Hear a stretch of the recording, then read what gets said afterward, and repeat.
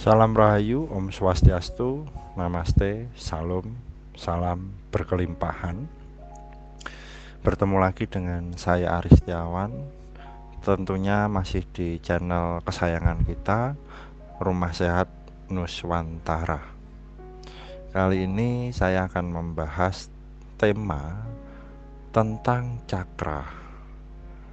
Tidak ada yang baru, semua sama, hanya saja lebih diperdalam lagi.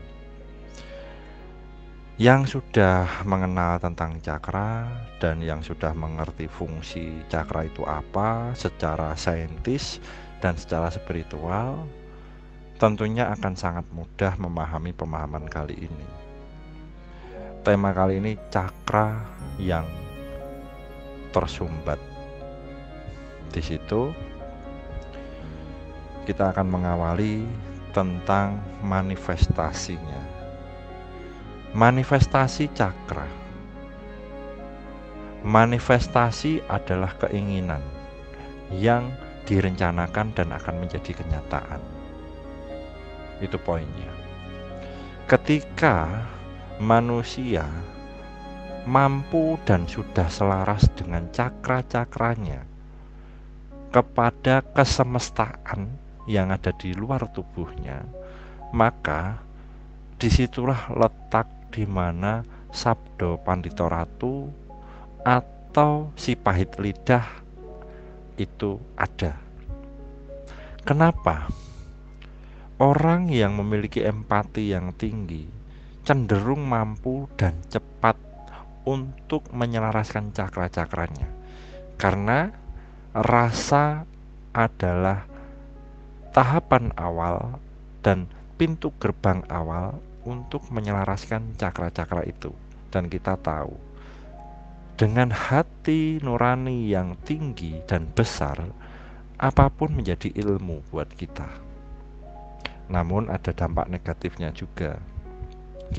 Ketika kita lalai dan kita tidak mengindahkan yang namanya sadar nafas, maka empati itu bisa membunuh kita karena terlampau memberikan energi keluar tubuh kita, yang sebenarnya atau sejatinya adalah seimbangkan antara diri kita dan semesta luar kita.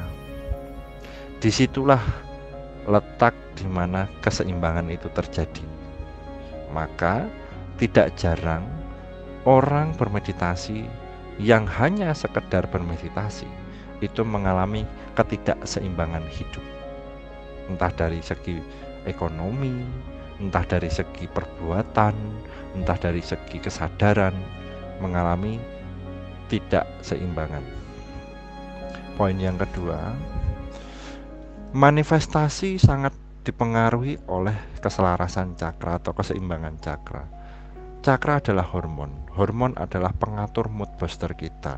Kalau kita bahagia, kalau kita senang dan gembira, maka yang semua kita jalani, semua kita lakukan, entah dalam pekerjaan, rumah tangga, aktivitas, bersosialisasi, itu penuh dengan rasa dan pasti akan sepenuh hati mengerjakan itu. Ketika sudah melakukan dengan sepenuh hati, maka hasilnya juga akan sepenuhnya atau juga akan maksimal. Menjadi setengah-setengah karena kita kurang maksimal, tidak sepenuh hati ketika melakukan suatu kegiatan tertentu. Poin yang ketiga, ketika kita ingin menyelaraskan cakra, dahulukan afirmasi. Dan ketika afirmasi didahulukan, kemudian sadari nafas ketika bernafas sadar melakukan meditasi di Rumah Sehat Nuswantara. Poin yang kedua dari alinea tersebut adalah, kenapa kita sulit bermanifestasi? Karena ada sumbatan-sumbatan di jalur cakra kita. Sumbatan-sumbatan di jalur cakra kita ini hadir karena beberapa faktor penyebab, dan itu banyak sekali. Tentunya ketika ada malam pasti ada siang, ketika ada laki-laki dan ada perempuan, ketika ada pahit maka ada manis. Semua adalah pasangan, semua adalah keseimbangan. Maka jagalah vibrasi dari hal-hal yang merusak kesadaran cakra-cakra kita. Ya, contoh seperti sifat iri, dengki, sombong, congkak, takabur, serta dendam. Itu contoh. Kalau kita sebutkan itu banyak banget. Hanya saja jaga vibrasi dari hal-hal yang bisa merugikan diri sendiri dan orang lain. Orang yang bermeditasinya bagus dan sudah mendapatkan esensi dari meditasi tersebut, maka dia akan mengalami kedamaian jiwa dan hatinya. Itu modal yang sangat-sangat luar biasa. Jadi tidak hanya fokus pada sensasinya saja. Karena apa?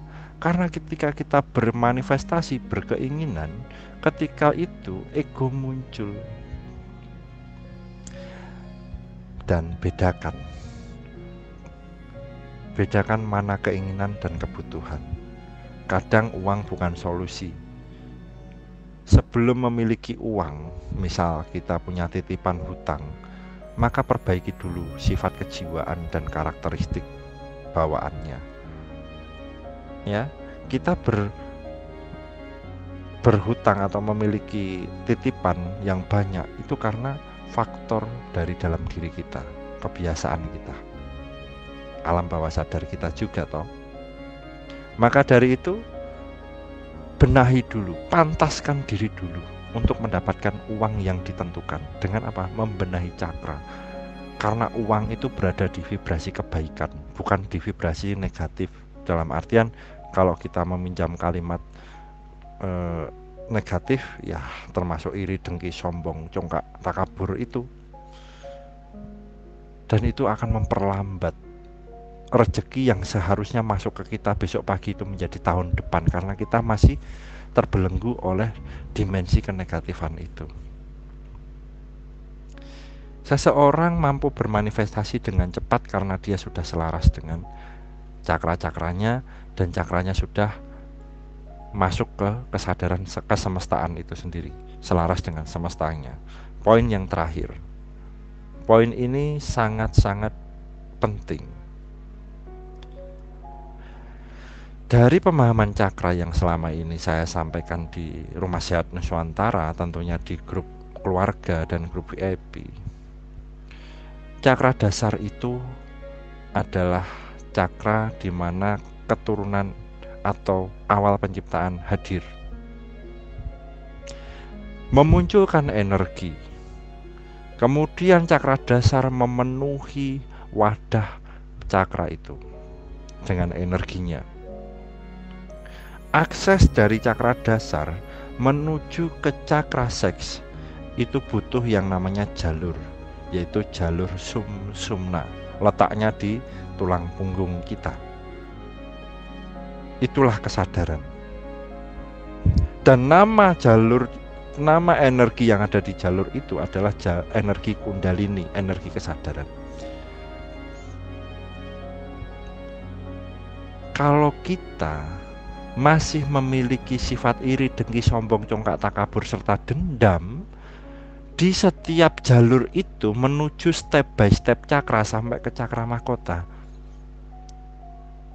mengalami ketidakseimbangan, dan itu doa kita sulit dikabulkan, manifestasi kita sulit dikabulkan, afirmasi kita sulit terjadi. Kuncinya di sini. Besarkan wadah, bersihkan wadah, buka jalur cakranya dari cakra muladhara menuju ke cakra mahkota. Buka semua jalurnya. Pelajari tentang satu persatu makna dari setiap cakra. Cakra itu hidup, cakra itu hormon, cakra itulah yang mengatur mood booster kita, rasa kita. Ketika semua jalur sudah terbuka, kita hidup penuh dengan kedamaian, penuh dengan cinta kasih, penuh dengan intuisi, dan dekat dengan sang sumber itu sendiri.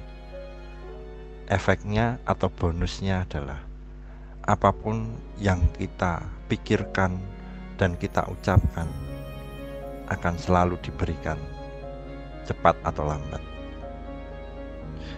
Ketika cakra jantung ini bergetar dan cakra ajna ini memberikan fokus tujuan, cita-cita, maka perantara dari cakra jantung dan cakra jantung dan cakra ajna adalah tenggorokan. Cakra tenggorokan adalah makna dari keberlimpahan. Ucapan kita akan berbalik pada diri kita sendiri. Sabdo dadi. Maka mulai dari sekarang perhatikan nafas. Ayo kita bernafas sadar agar lebih selaras dengan semesta dan lebih berguna dengan semesta. Kita adalah makhluk Tuhan dan kita lahir bukan karena kebetulan. Kita lahir karena ada tugas.